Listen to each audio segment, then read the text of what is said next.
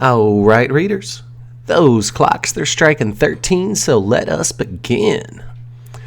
This week, we've got George Bernard Shaw's 1905 play. That's right, a play. I've got range. I don't have to do novels every week. We're doing a play. And this is my all-time favorite play. It is G.B. Shaw's of Major Barbara. Almost forgot the title of it. Jesus. Now, I'll say it's my favorite play. My favorite play I've ever actually seen on stage is, it's Shakespeare. Not to be hacky, but it's Shakespeare. It's A Midsummer's Night Dream. It's just good. It's fantasy. It's fairy tale. It's fun. But this, I've never seen this play. I've never seen the 1941 film based on it. But it's my favorite play to read. And that's the important thing here. As readers, we don't have to stick with novels or short stories or comics, magazines, newspapers, anything. All the formats are wonderful. And the good thing about a play, especially if you're just trying to write, if you're just playing around with it, try playing around with a stage play. It's nice. It's kind of simple. You just set up a scene. You don't go outside of that scene. The actors can't, so therefore you cannot. And you describe what they do. And this is perfection of that. But more than that, Major Barbara's great because it's a morality play. It's a morality play, but it's also a bit dickish. What I mean by that is one of the, I don't know about themes, but one of the things the author himself, G.B. Shaw, wanted us to see in this is that the greatest evil in all of man is poverty. That's right. Just simply being poor is the greatest evil known to man. He makes the statement in his prelude that if we want the world to be a better place, all we really have to do is kill all the poor people. And this is from a time when G.B. Shaw was a socialist. Oh yeah, that's right. Those left-leaning, progressive socialists of today, can you imagine them making a statement like this? But G.B. Shaw, he was different. He was doing this in the late 1800s, probably finishing touches early 19s. This came out in 1905, so let's assume he finished it in 04. As a socialist, he made these statements. We should kill the poor, because the only good in the world is money. Money's the only thing that leads to good. How about this? I'm just rambling here. Let's get to a good old slice of G.B. Shaw's mentality. The crying need of the nation is not for better morals, cheaper bread, temperance, liberty, culture, redemption of fallen sisters and erring brothers, nor the grace, love, and fellowship of the Trinity, but simply enough for money. And the evil to be attacked is not sin, suffering, greed, priestcraft, kingcraft, demagogy, monopoly, ignorance, drink, war, pestilence, nor any other of the scapegoats which reformers sacrifice, but simply poverty. Oh yeah, folks. From the great socialist mind, them left-leaning fucks. On top of that, he wanted to kill the romantic ideals of the time. He thought they were preposterous. He has a modern day, from his point of view, it was modern then when he was alive. It was a modern day objection to a modern day objection to Christianity as a pernicious slave morality. What he means by this is he didn't like the fact that to be Christian and to save them, you had to confess your sins and grovel before them, talking about how wicked you were. Not that it did any good to anyone except for making those Christian folk feel better about how good they were themselves for taking in this poor, helpless, sinful creature. He didn't like it. He didn't like that the poor were objectified by those who sought so-called to save them. He saw this as weak. He saw the poor as weak. And he didn't like weakness. Now, to him, socialism, it didn't mean what it means today.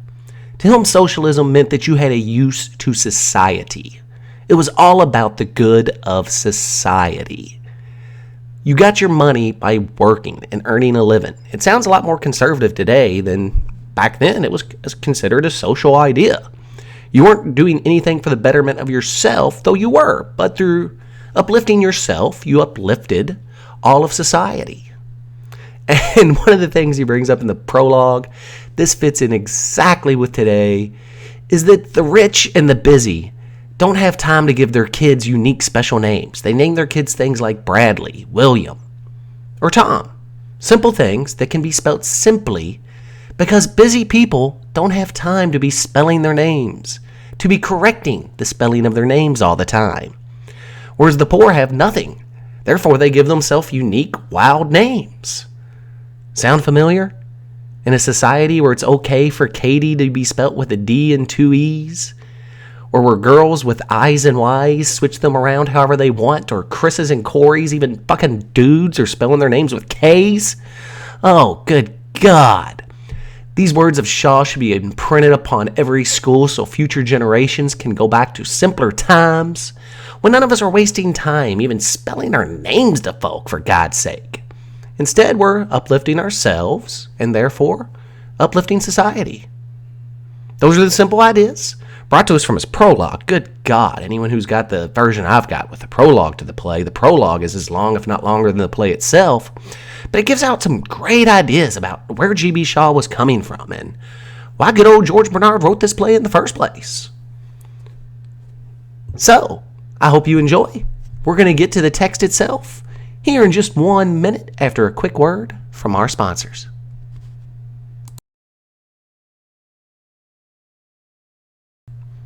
Today's book report is brought to you by Charities. Do you like to give away hard-earned money? Do you whine and moan about how much they take in taxes and then shove more money at never-ending causes? Then keep giving to charities. Any charity, all charities. Feed the children in Africa instead of the homeless guy on your block. Give to good disaster relief instead of improving your own community. And keep throwing money at abused animals instead of abused people. You work hard. You deserve a clean conscience and something to talk about at gatherings. So don't give your couch time and remote control energy on a more worthy cause. Just give away more money you don't have enough of to causes you'll never see solved. Today.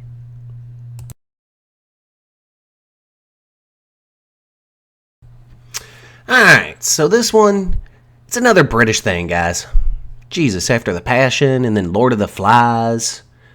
All with this English morality, and Jack last week talking about the English being the best. I'm gonna have to leave these limey fucks alone after this week and get back to the good old USA. I'm even starting to think these people are better than us. But when you get plays like this one by G.B. Shaw, you just can't help but be envious. Just of the pure written ability and talent, the way he gets his simple message across. Through simplicity. Like I said, the stage play is nice. It keeps things simple. This one here, it's a play in 3 acts. Act 1, just taking place in the drawing room. Modern day, think it takes place in your living room after dinner. People are gathered around, and instead of staring at a television, because there wasn't such a beast back then, they have to stare at each other and talk. In this case, this is where you're introduced to the main characters. You got Lady Britomart, her 3 children, the boy Stephen, the girl Barbara, then there's the unimportant girl, then the 2 girls' fiancés. You got Cousins, who matters in the end, and then Charles Lomax, who's just there for comedic intent.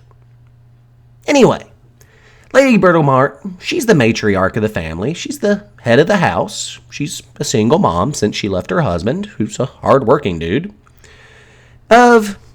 She left her husband, not theirs, this isn't a Mormon family. She left their father and her husband because of Andrew Undershaft. Really, he becomes the main character of the play, not the namesake Major Barbara. Play's all about the conflict between the two. But in this opening scene, it's Lady Britomart taking center stage for most of it.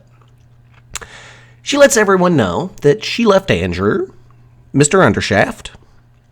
He wouldn't leave the family business to their son Stephen. He refused. It wasn't the Undershaft way. And Lady Britomart couldn't take this light, and amongst some other little peculiar habits of Andrew's. For instance, Andrew didn't exactly do wrong things. He said them and thought them. I could have been with a man who said the right things and did the wrong, but to be with a man who acted morally and preached immorality? Never! And again, this is the author poking fun. Back then, it was okay to act wrongly, to steal, as long as you didn't get caught. It was okay to act however you wanted, as long as in polite society you acted politely. He's poking fun of this, and when you hear it said on stage, I'm sure it elicited quite a laugh from people who, being around others who knew they always acted like, let's just be honest, some pricks, but always talked about how good they were, it would bring a laugh, I'm sure, upon any stage across the world. Hell, this thing's being acted out in San Francisco right now as we speak. Hope it comes here to the Midwest so I can take it in for the first time. Anyway, it introduces the three undershaft children and the two fiancés, and they sit around and they are introduced to their father, Mr. Andrew Undershaft.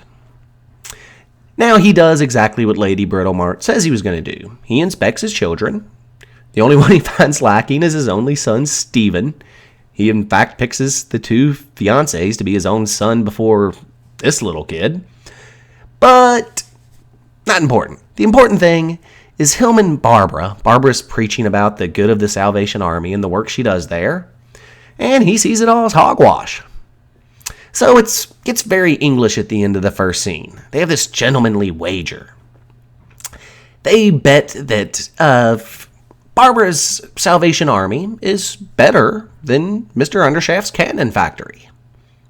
And so that sets the scene up for the last two acts. Act 2 will take place at Major Barbara's Salvation Army, one of their posts, whereas Act 3 will take place at Andrew Undershaft's cannon factory.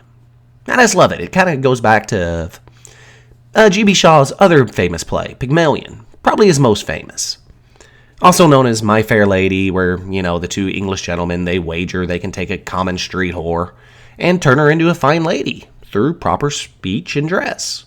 And this is kind of done in the same way. Oh, yes, jolly good. We'll see who can win this wager, sir. And so we set it up to go into the second act, which is, it's at the Salvation Army, but through the introduction I told you about, you can see the author's intent here. The Salvation Army is a place for the poor. It's a place for poverty. It's dirty. Its inhabitants are dressed in rags. The people coming there, they walk with their shoulders and their heads hung low. But this is also done because these are low-brought people. They're drunks, they're gamblers, they're thieves. They're people that refuse to work for a living. And that's what he doesn't like I was saying in the beginning. And the characters, they act this out, the poor do. One man, Snobby Price. He brags about how he confessed to beat his mother. Bragged about beating his mother just because it's kind of a competition between the poor. Who can act the vilest? Who can confess the most wickedest of sins? Because he who confesses to the most wicked, but then was brought up from those lows into Christianity, that is the greatest salvation of all time. That is the victory that people within the church are hoping for, to take that vilest of sinner and to bring him up to the levels of a decent human. And so it's a competition between the poor of who can confess the wildest ideas. Now, Snobby Price, he's proud of his false confession that he beat his mom. He only disappears from Act 2 when his own mother shows up after hearing his confession. She's never shown, but you can just imagine a mom showing up today in a bathrobe, curlers in her hair, holding that little rolling pin like they used to in the sitcom, swinging it about her head. Where's my boy? Where's Snobby? And so he takes off, but not before stealing. Because he's a thief and he steals. And this also, it sets up a contrast for Act 3 when we see the Andrew Undershaft's cannon foundry. It's clean. It is full of working people. No one has to beg for anything in the cannon factory because they work for a living. They are proud of the work they do. They go into work, they create something, and they walk with their heads held high. Whereas the poor, like Snobby and Rummy, they don't have anything to be proud of. I mean, the only thing they have to brag about is lies they made up to tell to get their daily bread. Snobby, his one attribute is almost to be proud of how wicked he is. Not just proud of beating on his own mother. He brags at one point that I am too intelligent to work. This is also something that you find in play in today's society. People that are too intelligent to work because they can make just as much sitting at home on their little government stipend. So when you think of something written over 100 years ago not being relevant to today's society, Please think twice about that with plays like this. Whereas that's the poor statement. I am too intelligent to work. A statement from the rich, from Andrew Undershaft. I am a millionaire. That's my religion. And I'm thankful to the Salvation Army for taking away the poor's spite and greed. He's so proud of the Salvation Army for taking care of the poor and keeping them at least relatively satisfied and not greedy of his millionaire ways, that he buys off the Salvation Army. Barbara was proud that she worked for a place that would never take money. They would never sell their souls to the devil, as they put it. But as another person working at the Salvation Army states, we'd take money from the devil himself to continue the work of the Salvation Army. And what's even better about Undershaft, and of course, again, it's the author's intent to show the rich is better than us, but in the third act, it's shown that he made this, I think, £5,000. The number didn't matter. It was an exorbitant amount that he donated to the Salvation Army. He did it anonymously. And of course, they praise him for, oh, you have no pride. You're not guilty of that sin. Looks at him and says, no, I'm very prideful. I did it under an anonymous donation because I didn't want other charities to come bothering me. That's for other philanderopers. I could care less about y'all. I just wanted to show my daughter that, yes, y'all were for sale. You may say souls are not for sale, but they are. They're bought every day. And this was G.B. Shaw's intent. He wanted to show that through money, through working, and working to earn that money, you're better off than begging, than to be a beggar, having to beg for your daily bread. One man that hated begging at the Salvation Army, Rummy was the chick. I forget the old guy. He was ashamed to be at the Salvation Army having to beg for his daily bread. Ashamed. It didn't matter he was starving to death. He'd almost rather starve to death than have to beg for his bread. He'd worked all his life. He became too old to work. He was put out. So what does Undershaft do? He kind of spies this man so. Not with money, but with a job. With a paid position at his factory. And again, as a contrast comparison from Acts 2 and 3, when we find that man in Act 3 in the cannon factory, he's happy. He's content. He's working again for a living. He's not having to beg for his daily bread. He is earning it. Makes all the difference in the world. We'll have some final thoughts on that last chapter. Y'all know the format, guys. Another quick word from a sponsor. Be right back. Hey, guys. When you get that paycheck every week or two, and you see the taxes taken out, do you think to yourself, man, if there was only a way I could pay more in taxes? Well, good news. That way already exists today, and you're already paying for it. We've got data plans that charge you every single month for internet you don't need to look at. We've got pets you can buy, so every single week you can keep buying them pet food and toys and other bullshit you shouldn't have. We've got lottery tickets that promise you riches and never pan out, and you can keep buying them every day. We've got semi-designer clothing. We've got sunglasses. We've got all kinds of bullshit you can spend money you don't have on, so every month you can pay interest. Keep being semi-wealthy and keeping up. Keep staying in a state of forever debt. Keep trying to keep up.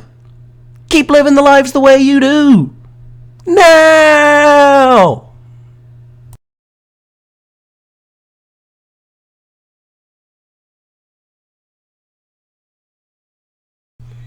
So, guys, y'all can guess at the obvious conclusion of this play.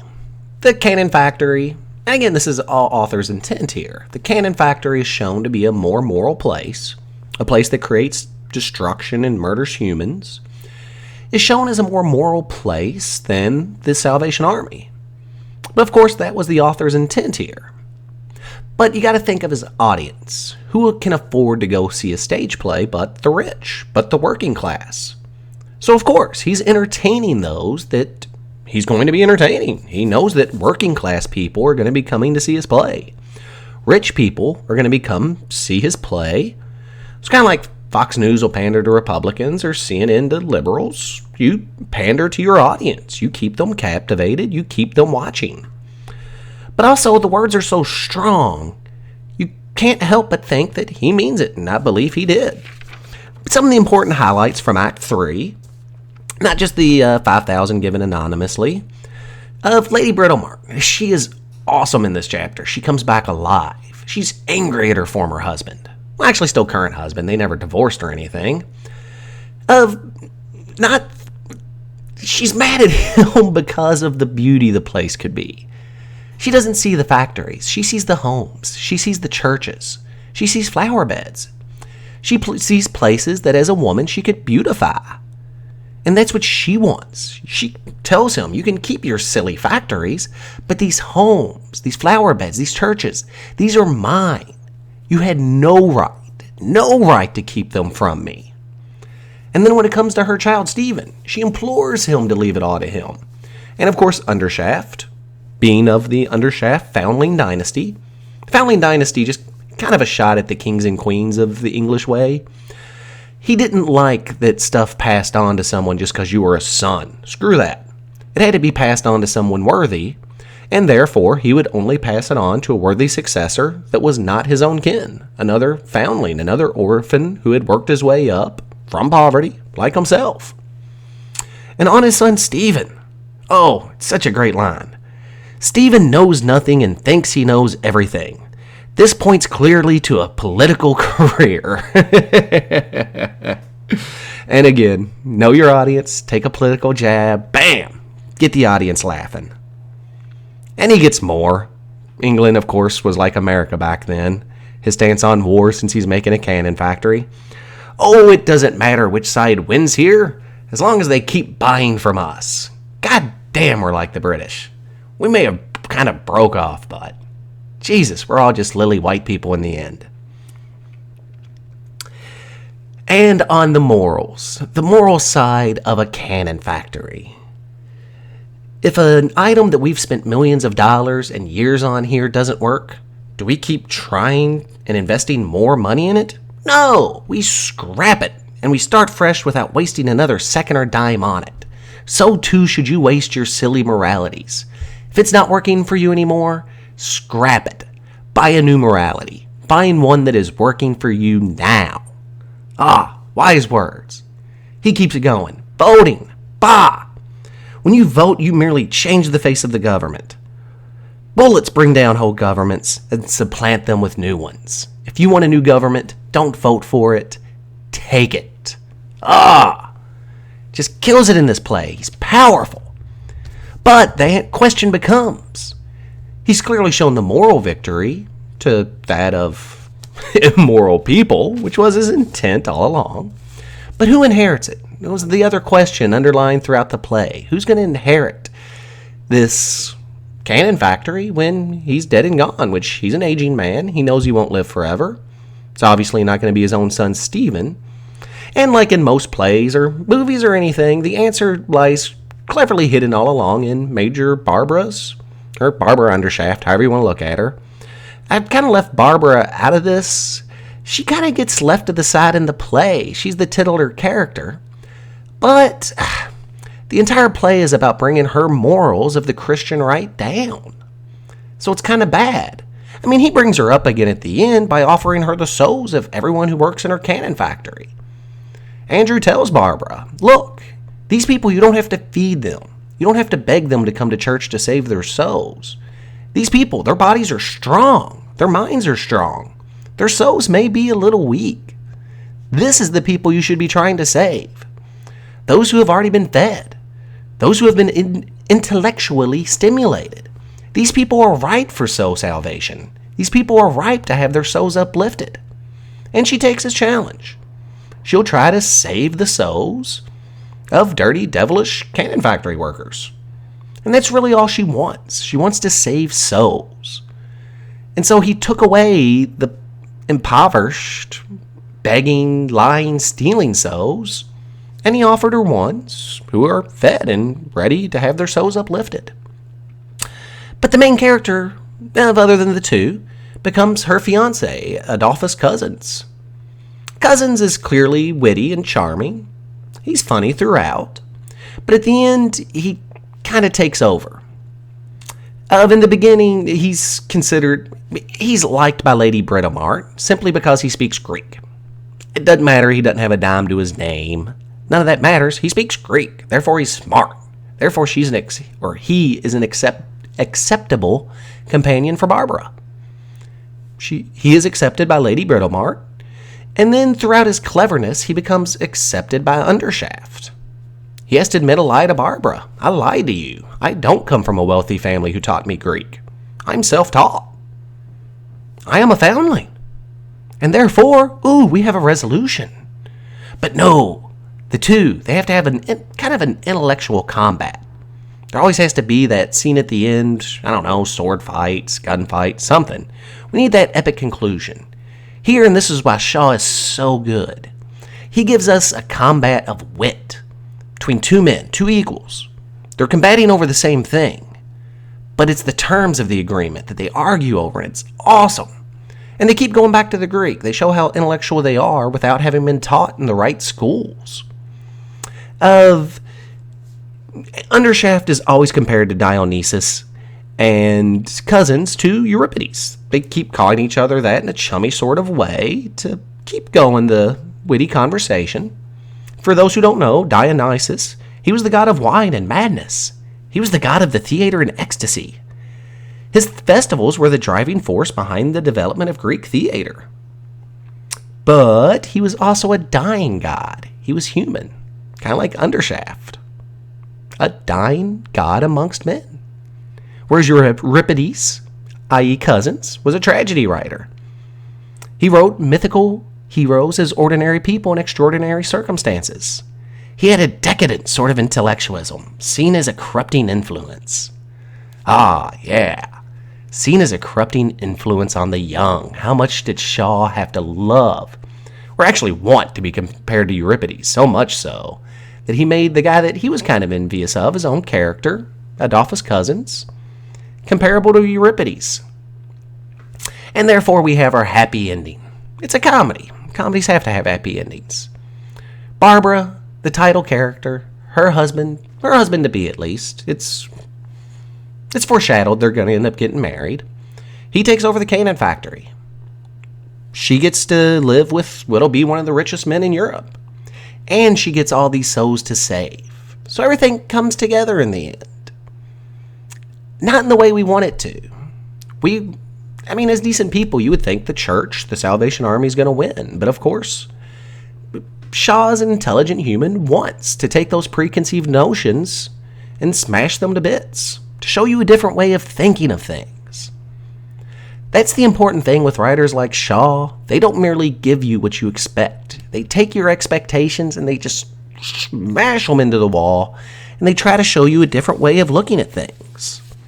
Like the church itself. In the beginning, I said that he offered we should kill the poor. Of the times, he compares in his prelude, he compares the poor to dogs in such a way that we do not imprison dogs. We will take our chance with them on their first bite, but if a dog delights to bark and bite, it will go to the lethal chamber. He meant this for the poor too. If they can prove themselves to be useful, we'll take that first bite. We'll let them sting us once or twice. But if they continue to be useless, if they continue to bite, bark, and scratch, the lethal chamber's awaiting. It's not how we're taught to think of the poor. And he was insulted by the way we're taught to think of the poor. And maybe we keep telling that the poor are growing and growing in our own country. Maybe we should look at them like Shaw did. They should pull themselves up. Or lethal chamber's always waiting.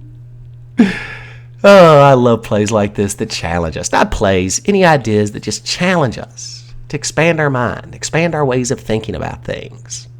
It's important. I'm glad it was taught to me. I hope it gets taught to all of you. Remember, guys, George Bernard Shaw. Remember his play Major Barbara. You should all read it.